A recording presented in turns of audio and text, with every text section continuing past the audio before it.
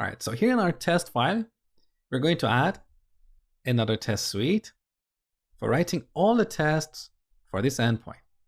So get to this endpoint with the ID parameter. Okay, now here's the first test.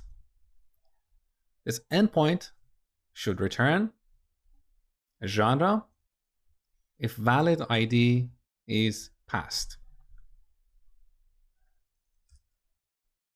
Now, similar to our last test, we need to populate our genres collection. We can either go borrow some code from there, which basically means populate the genres collection with 2 genres, or we can add only a single genre for this test. Because in this test, we want to make sure that if we have a genre with the given ID, we can read it in the response. We don't really need 2 genres. So let's keep it simple. I'm going to create a genre.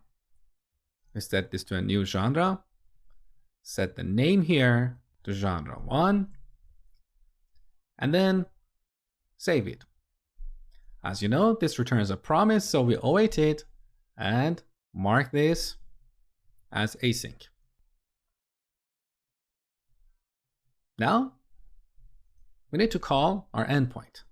So we call request, pass the server object, call the get method, and the endpoint is /API/genres, and then we append genre._ID.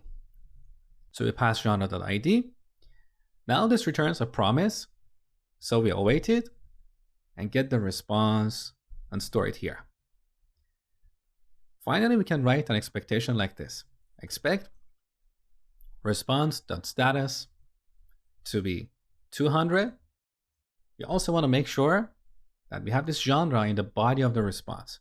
So expect response.body to match object, and we pass this genre here. Now, if we run this test, it's going to fail. Let's see why. Here is the reason. We expected the underline ID to be an object ID, but we received a string.